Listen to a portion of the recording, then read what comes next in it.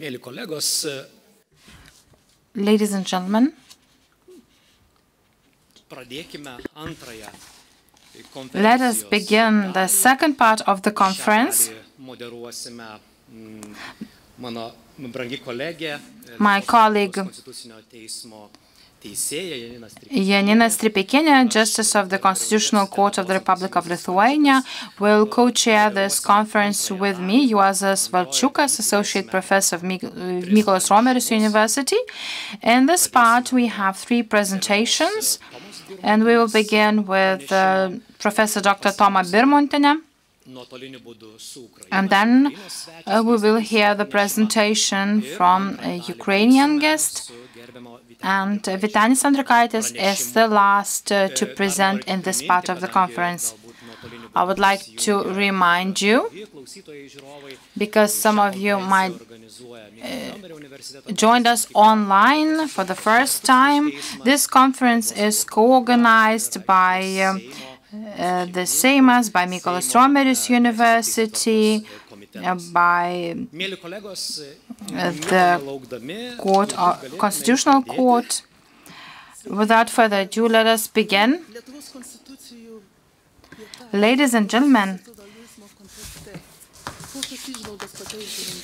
the Constitution of Lithuania in the context of the European constitutionalism. Toma Birmontienė, the floor is yours to present Mykolo Romerio universiteto profesorės pranešimo tema Lietuvos Konstitucijos. She will speak about Lithuanian constitutions in the context of European constitutionalism.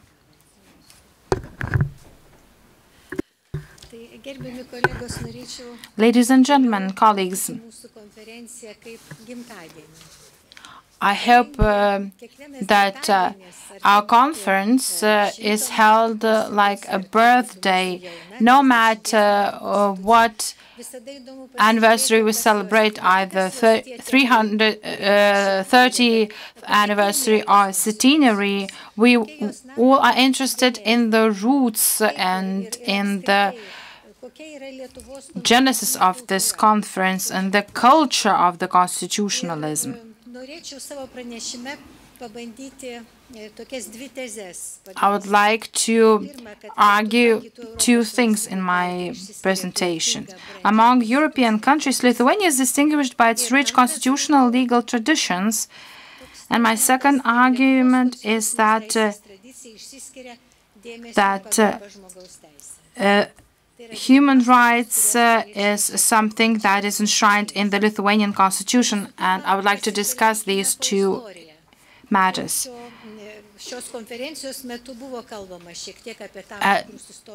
In previous speakers mentioned some historical facts of our constitutional development. What is the constitutional tradition of Lithuanian constitution in terms of the European Union and the world? First of all, we have to define what constitution is. From the historical perspective, constitution, as we understand it today, is something different from what was seen as constitution during the birth of the Constitution of the USA. The concept of the Constitution can be defined as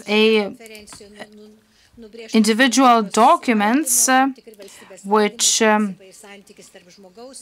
defines the form of government, the relations between different institutions and people.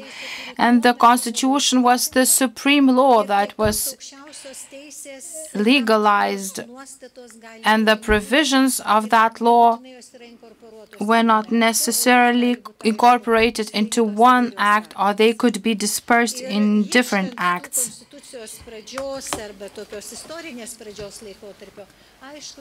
Constitutional law, the fundamental subject of which is the structure of the state and human rights, is the result of the later development of law.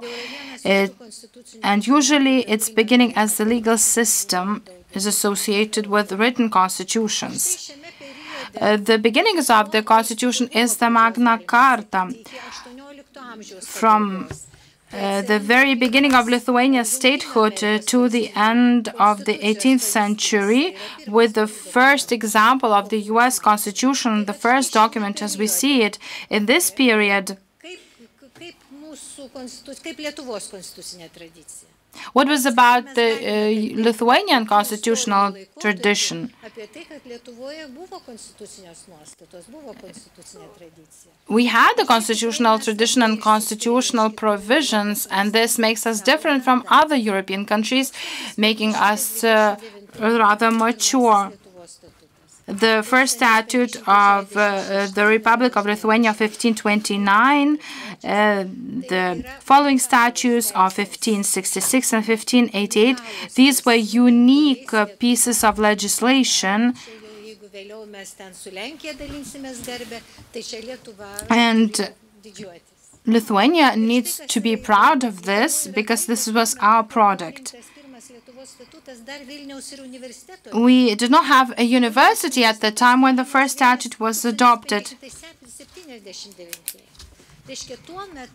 The Vilnius University was established in 1579, so the statute was the monument of constitutional law with constitutional principles enshrined in it. Why 1529? This was the Constitution enshrined the principle of unified and equal application of written laws to all,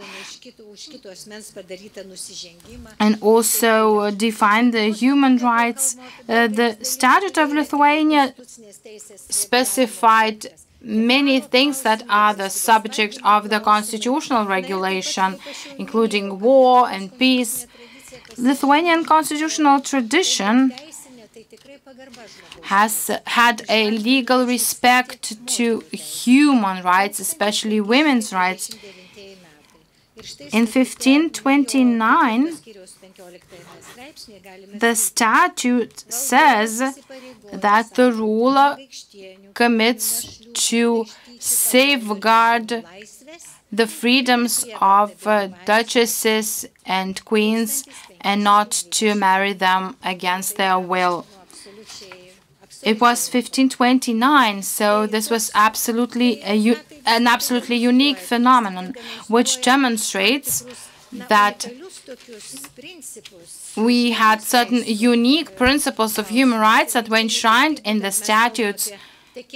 This was not only the freedom of marriage, but it entailed other principles that women could manage their own property and that widows could be independent. A number of provisions in the statute belong to the area of constitution. So the first stage of the constitutional development until the end of the 18th century made Lithuania peculiar in its maturity in the area of constitutionality compared especially to our neighbors and other countries in the world. Christianity and statehood came later, but we had some legal roots that we can be proud of. Now, speaking about the second historical period, the development of constitutions is analyzed in the time framework between the 18th century and 19th century. So this is the Constitution of May the 3rd, 1791. This was the constitution of the Polish-Lithuanian Commonwealth. The constitution was appended with the pledge of the two nations, and this was the second period of the constitutional development. And in this period of time, we can see the birth of the Constitution of the United States of America.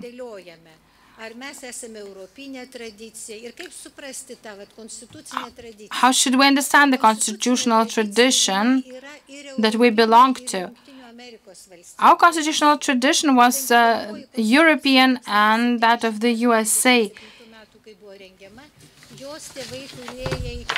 because the fathers of the first constitution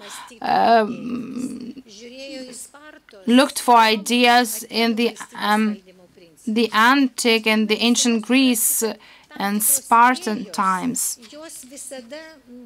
And the ideas gave birth to certain principles of power and government, so that the government does not become tyranny and the rule of one person. So these principles were enshrined in the U.S. Constitution, and the example of the U.S. Constitution and the understanding of the European Constitution was based on that. The French Constitution, the Declaration of Civic and Civic Liberties and Rights. Subsequent constitutions and their traditions were the result of a joint constitutional culture. They cannot be separated and divided into either European or American tradition. The first constitutions in Europe were based on the example of the U.S. Constitution, but the constitutional development in Europe was rather different. Therefore, the Constitution of the 3rd of May 1791 of the Polish-Lithuanian Commonwealth was very important. It differed from the constitutions of that time, differed from the French constitutions. The USA spoke about the Republic, whereas the French Constitution enshrined the constitutional monarchy.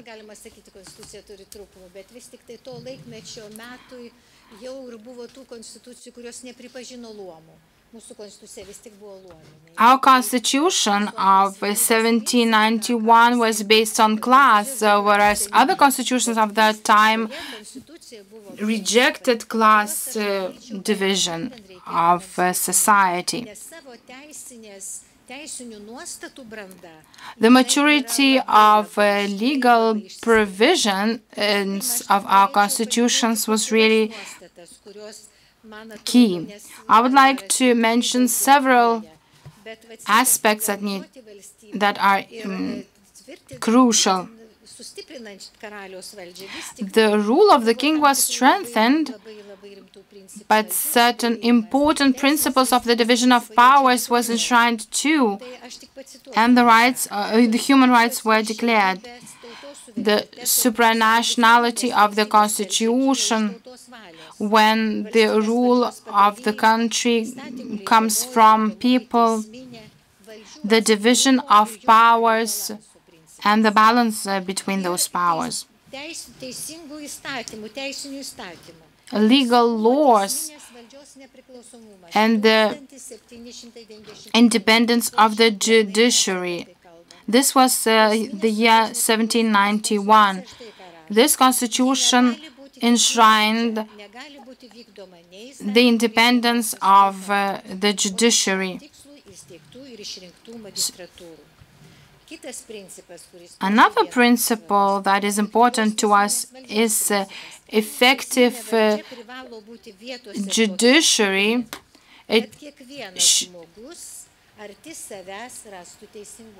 The Constitution enshrined the necessity to establish judiciary institutions close to people when they are needed. There were some other principles: inviolability of the property, and also a balance of interests, and not only the balance of interest, private and public interests. The public government principle said that public officials should keep the balance with their private interests. The fate of the Constitution did not depend on the fathers of the Constitution. Our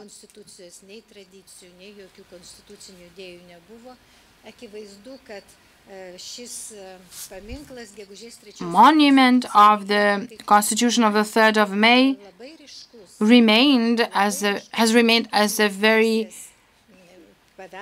clear heritage of our constitutional tradition that we have to remember. But certainly it enshrined class society and monarchy. Later on, when the independent state was restored and constitutional traditions revived, we did not return to the same tradition of the Constitution. The Constitution of 1992 says that it originates from the statutes rather than the Constitution of the 3rd of May.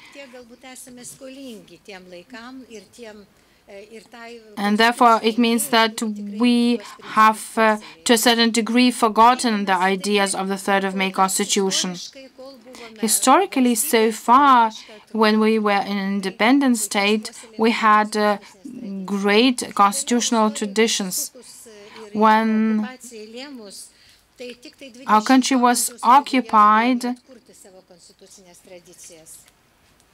and due to other unfavorable historical circumstances, Lithuania was able to restore the statehood only in the early 20th century.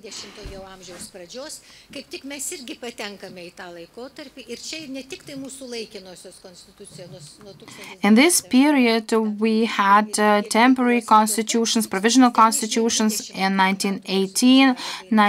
The Constitution of 1922 was very important. We also had the Act of Independence of the 16th of February, provisional constitutions, and other constitutions of the period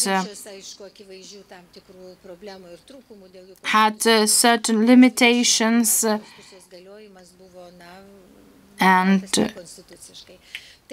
the Constitution of 1922 was terminated by force. I want to say that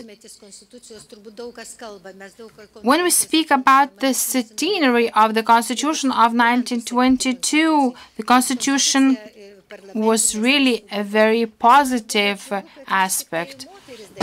And women were very active in drafting the Constitution of 1922, and this is a positive aspect. And we should not forget that in 1918 female suffrage already existed, which was different from other countries in Europe where female suffrage was established only after the Second World War. So the Constitution of 1922 was characteristic of a mature attitude towards a person.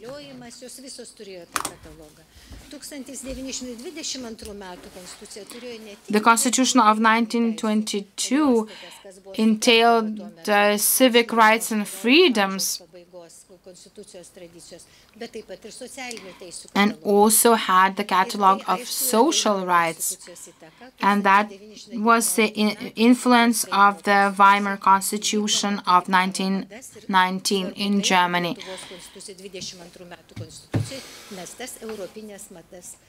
This was the European tradition which was followed in the 1922 Constitution in Lithuania.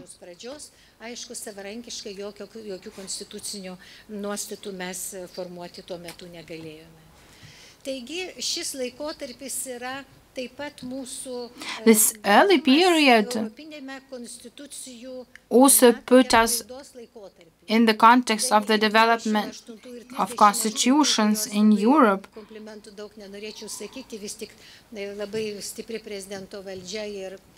The subsequent constitutions, including that of 1939 reflected the situations and tendencies in other countries as well. Speaking about this period, the limits of this period are very wide. This was the end of the 20th century. I have in mind here the tradition of the global constitutionalism.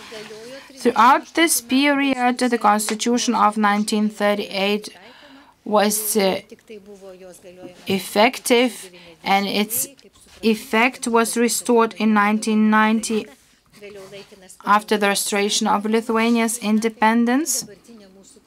Our current institution, adopted in 1992, how should we evaluate and assess this period? The Constitution of 1992 was followed European constitutional traditions.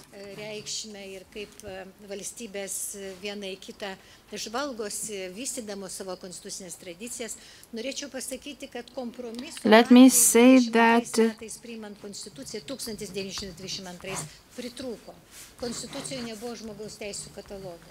that human rights catalog was not existent, for example, in the Latvian constitution, but it existed in the Lithuanian constitution. Speaking about the Constitution of 1992,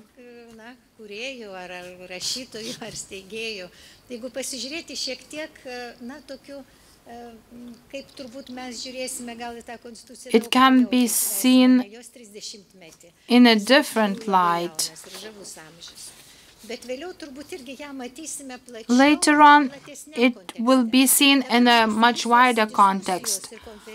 Our discussions and the discussions at the conferences, we celebrate the anniversary of the Constitution, and we are trying to see, understand what happened, how the Constitution was drafted, what proposals were made. But the birth of the Constitution actually happened, and the Constitution lives its independent life. And we need to evaluate our Constitution in the context of European constitutions. The Constitution of the 3rd of May in Lithuania set certain examples for other countries in Europe. The Constitution of 1992 did not introduce any novelties that could be followed by other countries. Importantly, the Constitution of 1992 reflected mature constitutional traditions that already existed in Europe and elsewhere. We had a compromise between the presidential and parliamentary form of government. Is the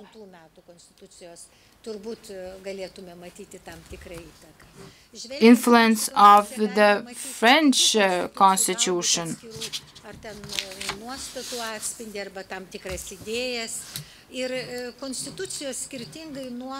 Differently from other elements of culture, cannot be considered unique for a country or a nation. This is not a thing unique to a country. This is a government, people's lives, and the principles that guide people's lives. And constitutions have to be in line with the historical period, with the traditions of democratic countries and democratic principles of those countries. And the Constitution of 1992 well reflects that.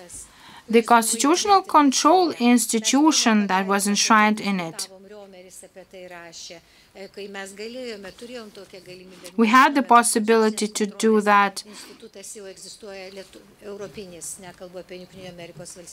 because constitutional control mechanisms or institutions existed in the USA, in Europe, in Austria. But the Constitution of 1992 of Lithuania enshrined the constitutional control, and thanks to the Constitutional Court,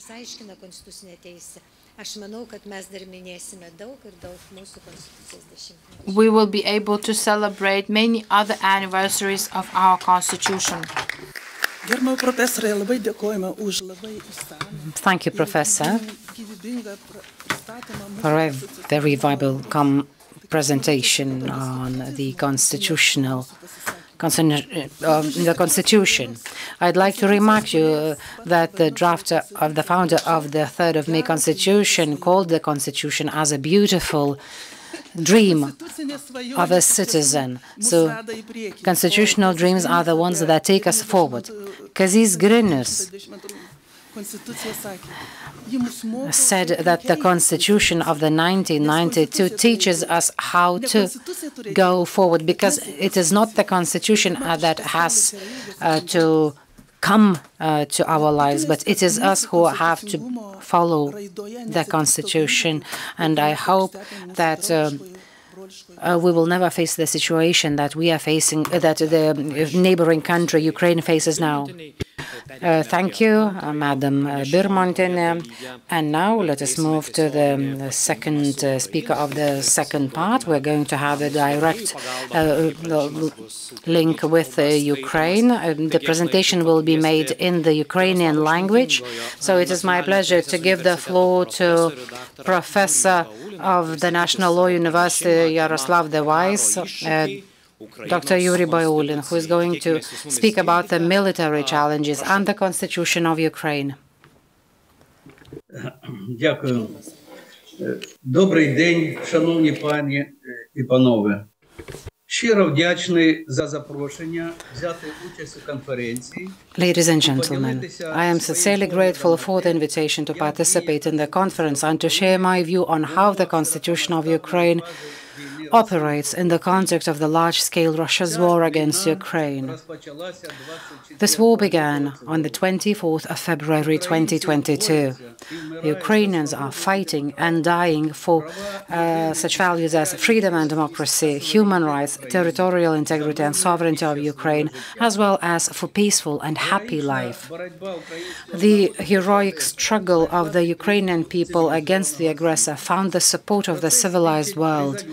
This is evidenced by the UN resolution of the 12th of October 2022 on territorial integrity of Ukraine, defending the principles of the UN Charter, which condemns Russian pseudo-referendums in the occupied territories of Ukraine, as well as the resolution of the Parliamentary Assembly of the Council of Europe of the 13th of October 2022 on further escalation of the Russian Federation's aggression against Ukraine, which states that this aggression must be unequivocally condemned as a crime in itself, as a violation of international law, and as a major threat to international peace and security.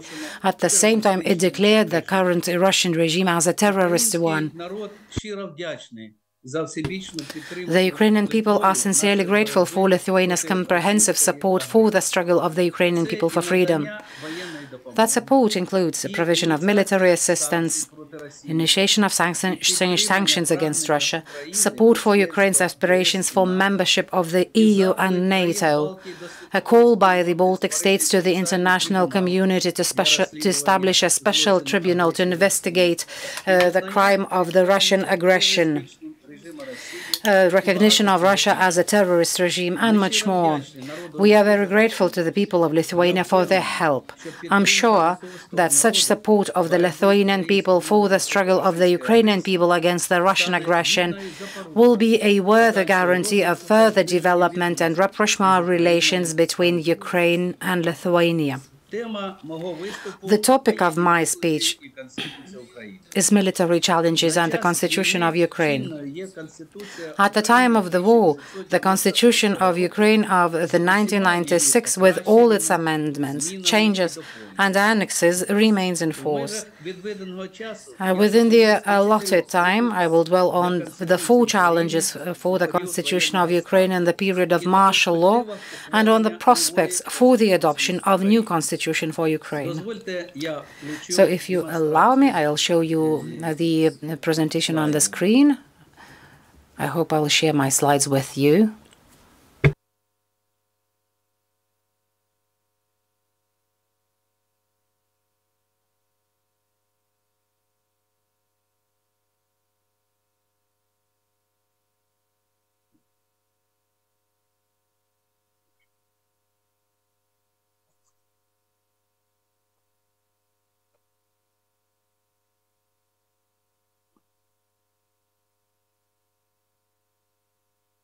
Вибачте, трошки. Just a minute.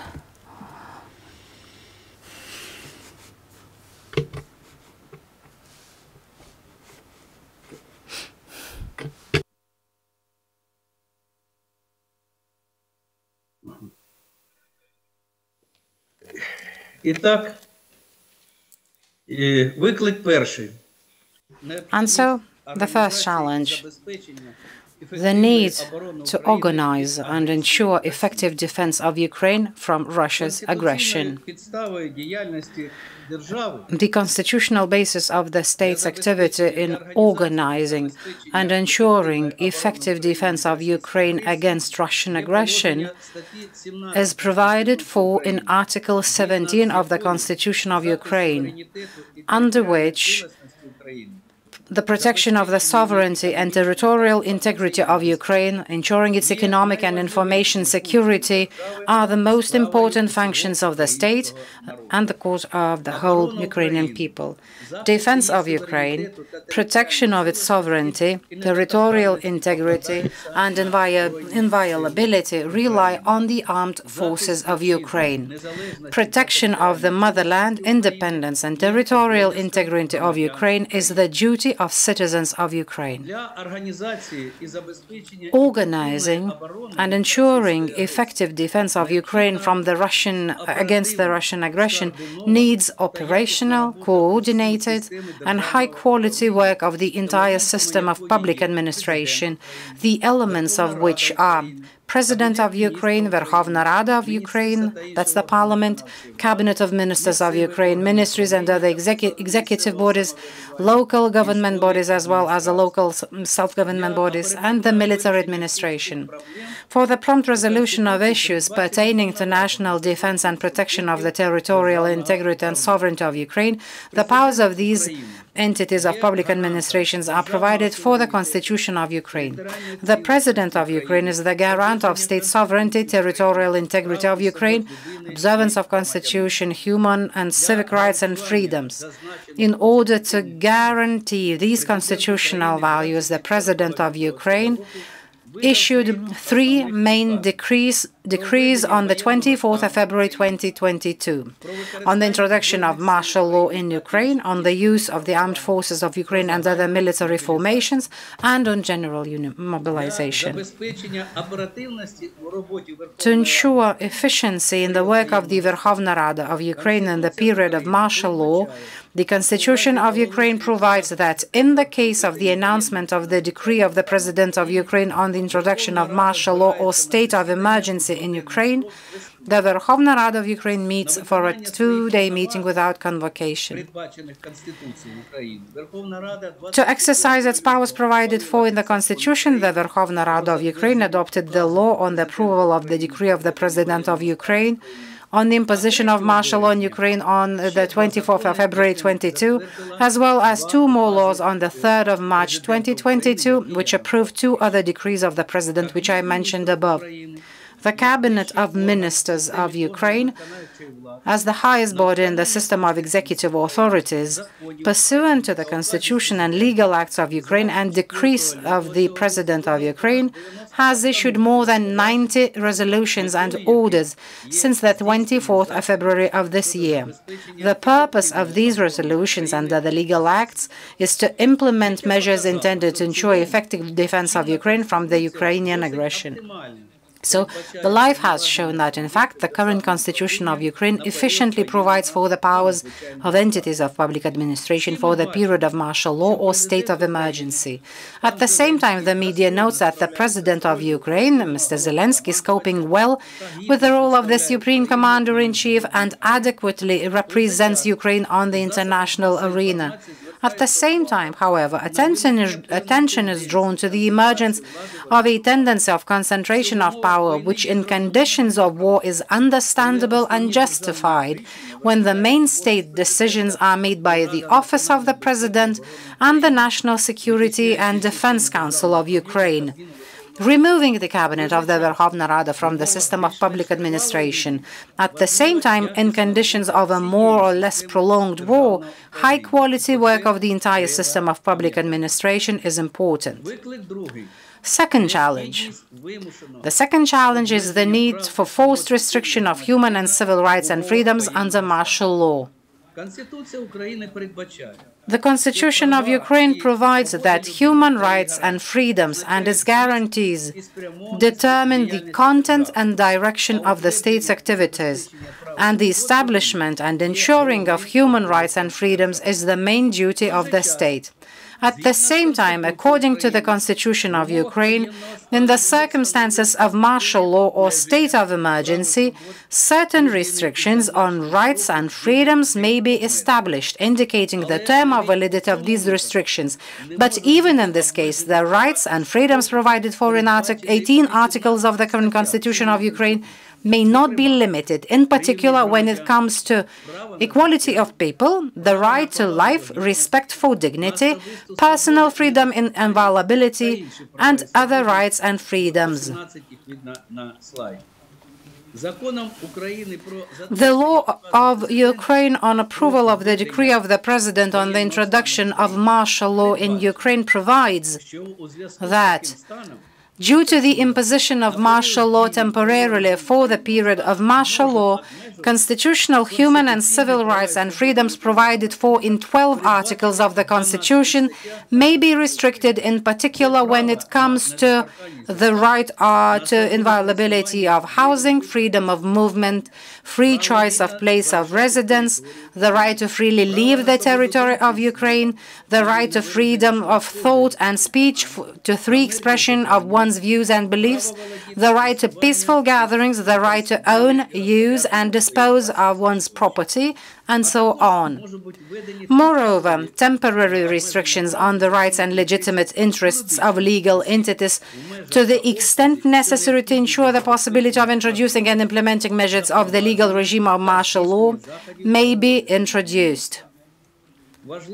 It is important that in post-war Ukraine, the rights and freedoms that were subject to restrictions for the period of martial law are restored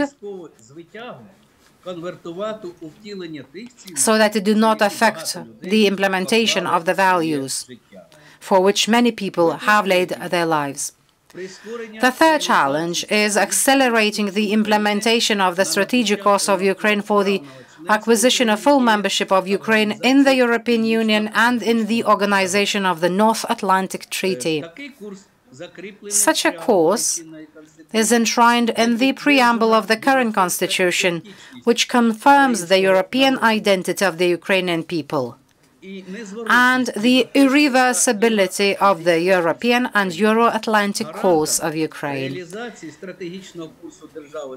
The President of Ukraine is the guarantor of the implementation of the strategic course of the state in achieving full membership of the EU and the Organization of the North Atlantic Treaty. The Constitution confers power to the Verkhovna Rada for the implementation of this course. We are grateful to the Baltic states for their support of Ukraine's initiative to step up our efforts towards the EU and NATO.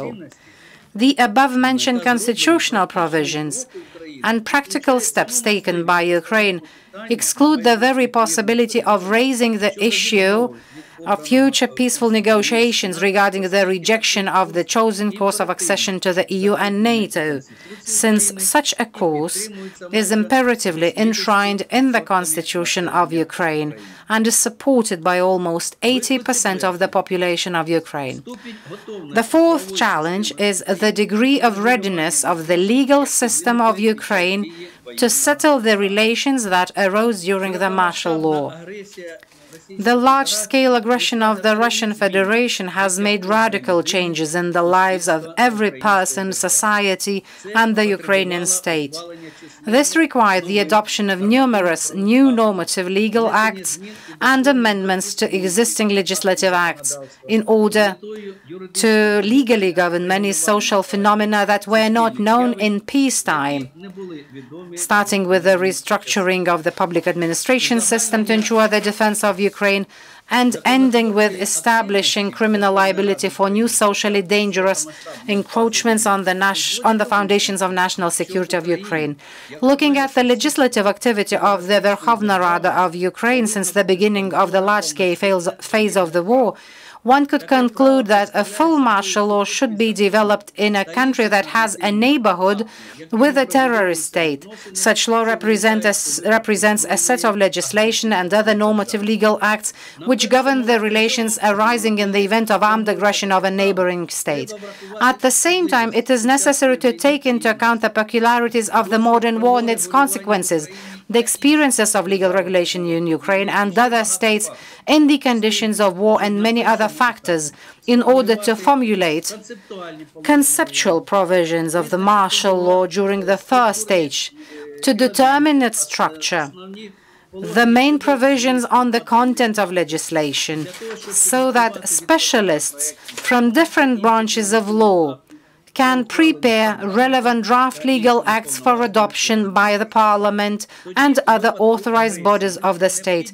Thus, in case of aggression, it would only be necessary to adjust such legal acts based on the specificity of a particular military situation in the country. The lack of full-fledged military law leads to hasty and not always justified legislative decisions. For example, in the field of criminal law, the Ukrainian criminal law faced many challenges when the war reached its large-scale phase.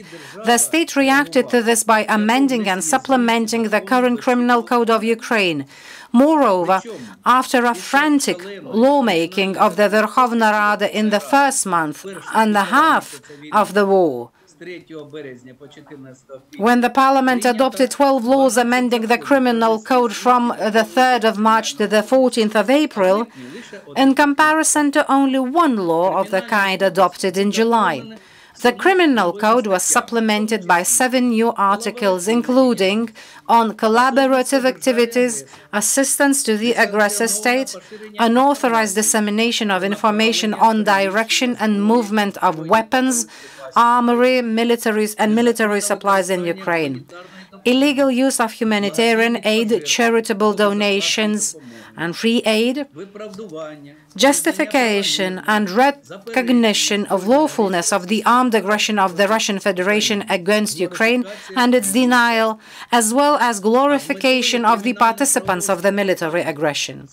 For the purpose of criminal law and to encourage citizens to cause harm to the enemy, the Criminal Code of Ukraine was supplemented by the article on the execution of the duty to protect the motherland, independence and territorial integrity of Ukraine. This article provides for circumstances that exclude criminal liability for causing harm to life or health to a person who commits aggression against Ukraine or damage interests protected by law.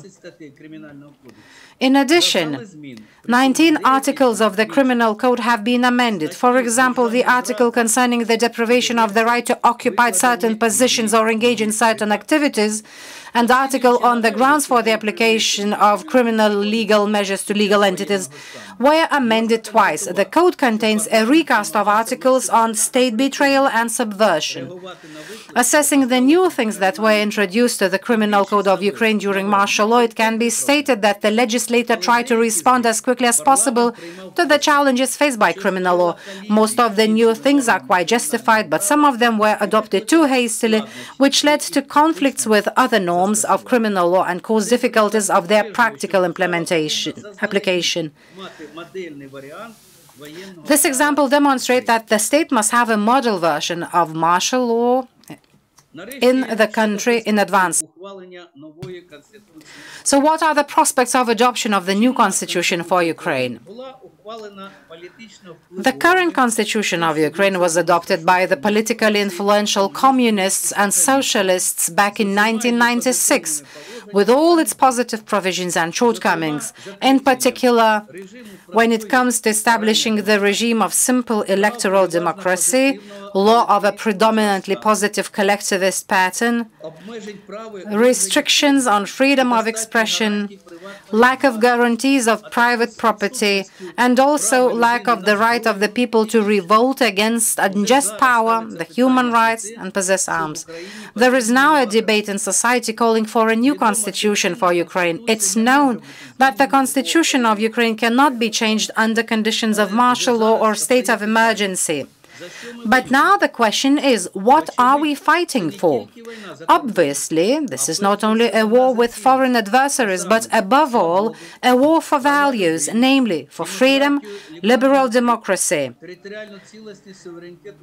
free movement of people, territorial integrity of Ukraine, for free movement of people, goods, services, and capital, in general, for the future of Ukraine that is politically, economically, and mentally similar to the countries of the West. Obviously, as part of the debate on ways to restore post-war Ukraine, it is necessary to return to the discussion of the question of the Ukrainian future, the future constitutional framework, the new constitution for Ukraine, which should be adopted by the Ukrainian people, as they are the bearers of sovereignty and the only source of power in Ukraine. And let me conclude by conveying my sincere gratitude to the Lithuanian people, its leadership, for the comprehensive support for Ukraine in its fight against the Russian invasion. Glory to Ukraine, and great respect for Lithuania. Together we are stronger. Thank you.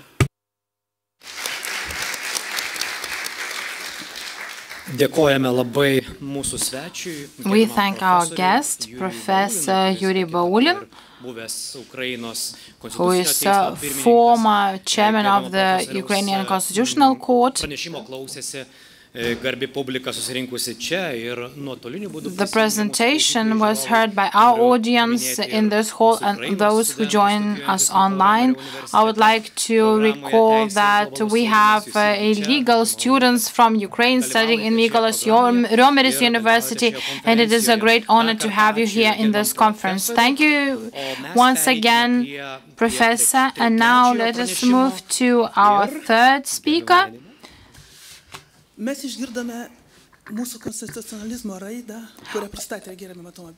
The development of our constitutionalism was presented by Professor Dr. Toma Birmontienė.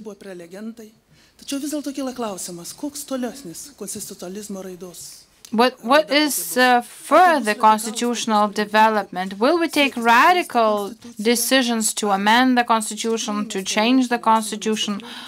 Or will we follow the smooth path of constitutional development? This is a provocative question, and I would like to give the floor to Vytenis Andriukaitis, signatory to the Independence Act of the 11th of March, a member of the Commission for drafting the 1992 Constitution of the Republic of Lithuania, to make his presentation. Thank you very much. As I was listening to the Ukrainian presenter, it reminded me of the feelings that we had, the feelings in 1990-1992, especially in the context of the barricades and events of January 13, 1991. It was a very difficult atmosphere. I'm so proud of Professor and Ukrainians and their efforts to introduce legal rules in the face of this brutal war. This is a brutal context. So our context in 1990s cannot be compared to that in Ukraine. So your question of whether new constitution of Ukraine is needed is completely correct, because Ukraine is aspiring to join the European Union. So Lisbon requirements will have to be met in the legislative framework of Ukraine. We did that in 2002 and 2004. We also had to make some constitutional amendments, and I was chairing the group responsible for those amendments. And now I think Ukrainians are tasked with thinking of joining the EU and amending the constitution accordingly. Ukraine will win finally. There's no doubt about that. And we have to help Ukraine in solving constitutional issues as well. When we were joining the European Union, the Maastricht Treaty was in force, and now we have the Treaty of Lisbon. Colleagues, ladies and gentlemen, thank you for giving me this opportunity to join you. Is it time to have a new constitution of the Republic of Lithuania? It is a provocative question. I can't say that I'm the author of this provocation. In the past few decades of our independence, similar initiatives have been introduced. Lawyers and representatives of newly formed or emerging political parties at several occasions have raised such ideas and now continue to do so at times. It must be said that throughout many elections in 30 years, the platform commitments of the parties that call for a new constitution remained a beautiful utopia that vanished after one or another electoral campaign. Perhaps once the members of the new Union Social Liberal Group elected to the Seimas of the Republic of Lithuania, including Professor Vaišva from your university, had tried to initiate such discussions. They were elected to the Seimas. The discussions were initiated in Seimas commissions, but this did not take a more serious turn.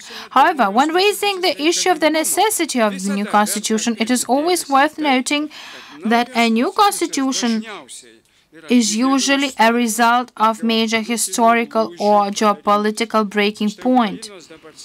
While the situation in Ukraine is the example of this breaking point, this is a huge historical breaking point. Well, sometimes in one or another country, a deep political social crisis provokes the emergence of a new constitution of that country.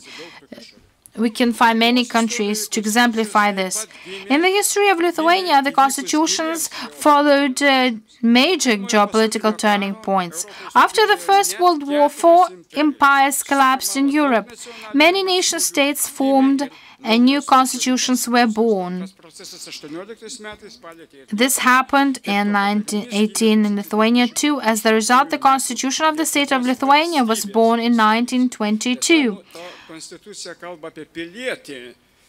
This constitution defined the citizen, but not define the human being. After the fall of the Berlin Wall, the Warsaw Pact and the collapse of the USSR, Lithuania successfully restored its statehood and adopted the Constitution of the Republic of Lithuania in 1992. The 1992 Constitution of the Republic of Lithuania celebrates its 30th anniversary this year, and it is the second legal and democratically adopted constitution of the modern state of Lithuania, which has been in force for a longer period than the first constitution of the state of Lithuania of 1922. The first legitimate constitution of the Republic of Lithuania, democratically endorsed by the Seimas of the Republic of Lithuania, which celebrates its centenary this year, was in force for only 4 years. The coup of the 17th of December 1926 terminated the validity of this constitution and permanently suppressed the democratic constitutional development of Lithuania and the traditions of constitutional debate in society. The democratic power of the Constitution of the Republic of Lithuania, in such a description, is appropriate here. In Vilnius, we had many people who discussed the need for constitution, but in other cities, the audience was scarce.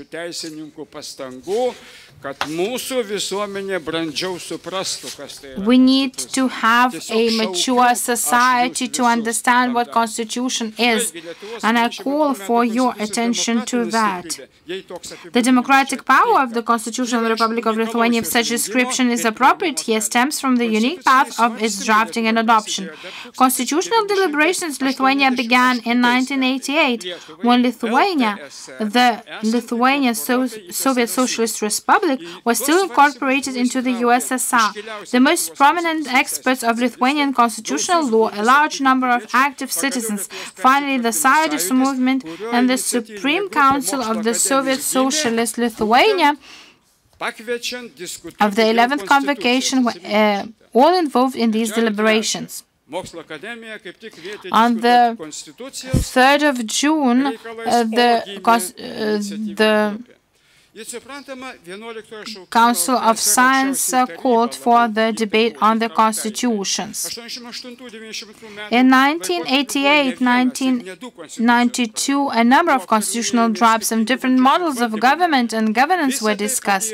All this contributed to the birth of the Provisional Basic Law of the Republic of Lithuania on the 11th of March 1990, which allowed the creation of the Constitution of 1992. We were free to adopt the Constitution of the Republic of Lithuania based on a political compromise. The Constitution of the State of Lithuania of 1992 had its prehistory, but it was for the first time that the nation itself endorsed the fundamental aspects of the Constitution, as well as the Constitution as the whole, on 4 occasions by actively voting in constitutional referendums.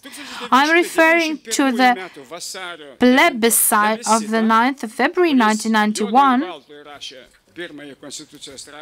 which adopted Article 1 of the Constitution, the referendum of the 23rd of May 1992 on the establishment of the presidential institution.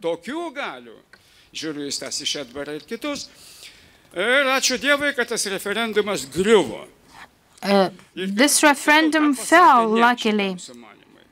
Then the referendum of the 25th of October 1992 on the full text of the Constitution of the Republic of Lithuania and the referendum of accession to the EU held on the 10th of May 2003, giving legitimacy to the constitutional additions made on the 13th of July 2004.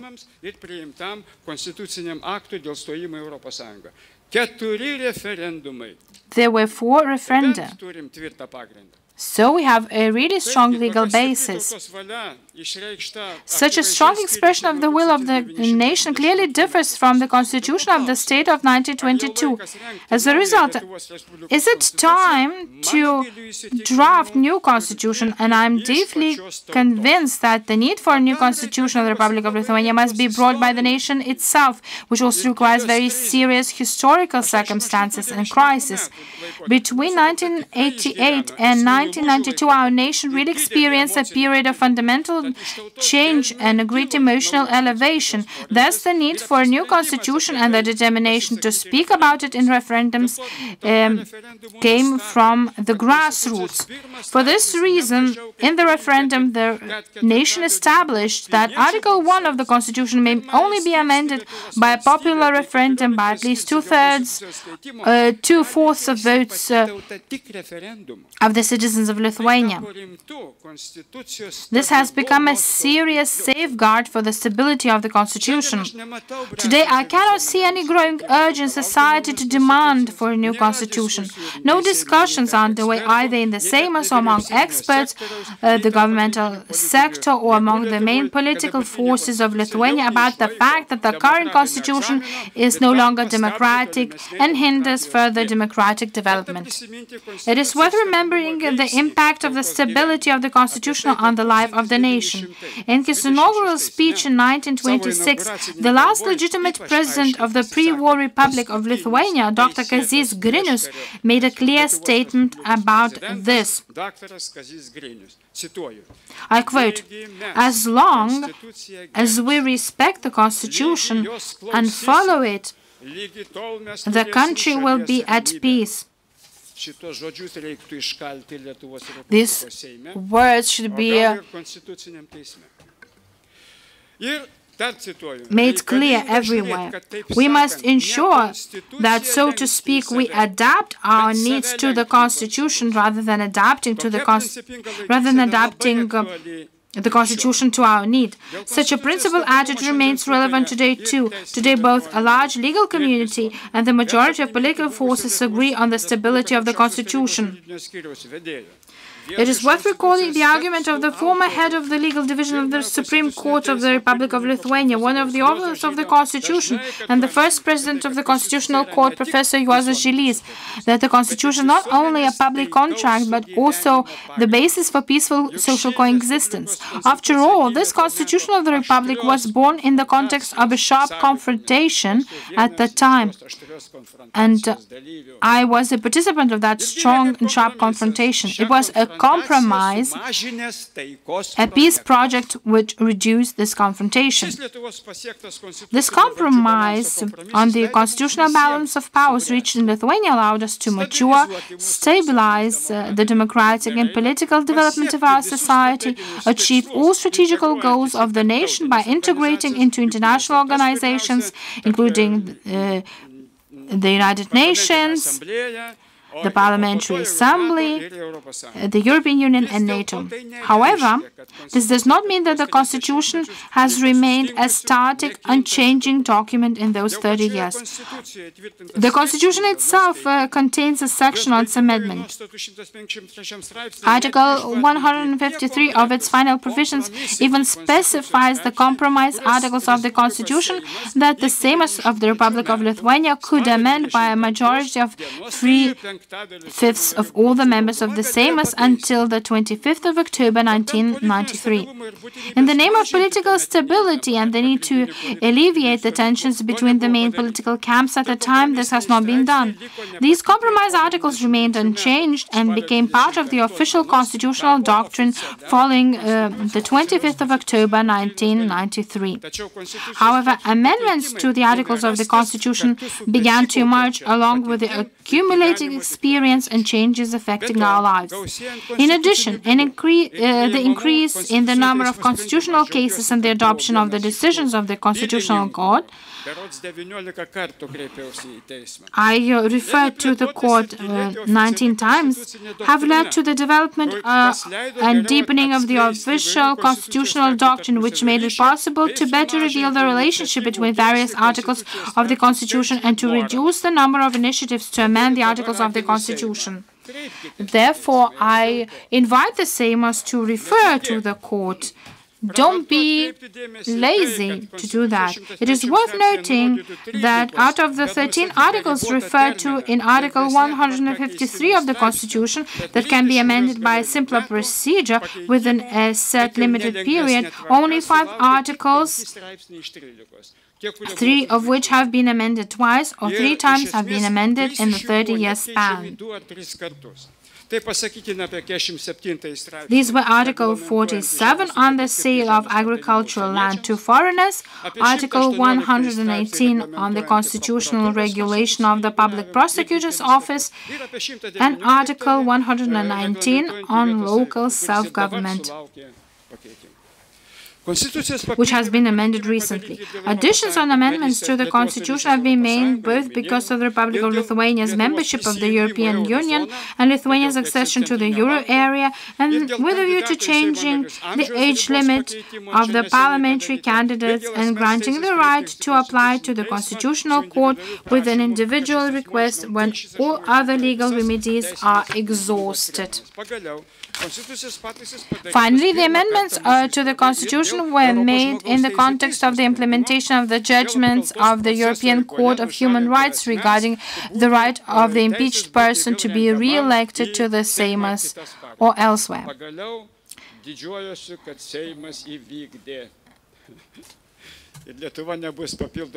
And the Seimas has finally done this.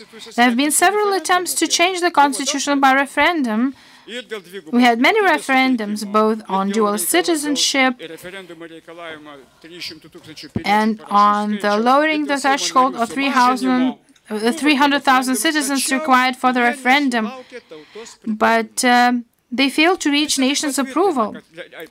All this confirms that the vitality of the Constitution of the Republic of Lithuania, the denomination of constitutional changes, the development of official constitutional doctrine, and the stability of the Constitution. But this does not mean that there is no or can be no debate on amending or supplementing articles of the Constitution. Yes, there are some vague formulations in the Constitution, such as free education for well-performing students in public higher education, or the fact that the President of the Republic of Lithuania decides on the main foreign policy matters and conducts foreign policy together with the government. So it is unclear what the well-performing student is, or who decides on minor foreign policy matters and what they include. This is a serious problem. Therefore, we may refer to the Constitutional Court for clarification. However, there are other things that the Constitutional Court cannot interpret, as it is not directly stipulated by the Constitution itself. For example, the Constitution contains only one-tier self-government, and the Constitutional Court cannot do anything about this. Local self-government does not have local taxes, only tolls. One-tier and weak self-government is not sufficient to accelerate the democratic development of our society.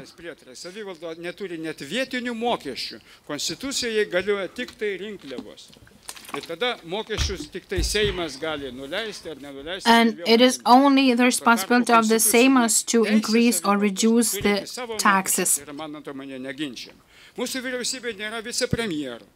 There's no deputy prime minister in our government, no vice ministers or ministers without portfolio positions. Vice ministers can deputize cannot deputize the Prime Minister, and the Prime Minister can be deputized only by another minister.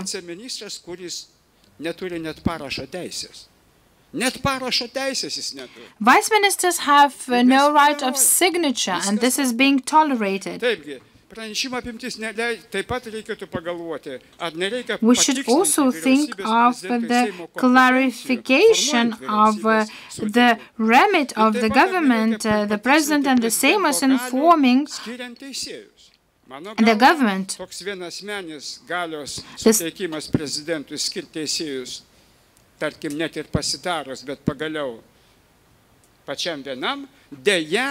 per 10 paskutinių metų neparodė geros praktikos. The current situation is not an example of good practice.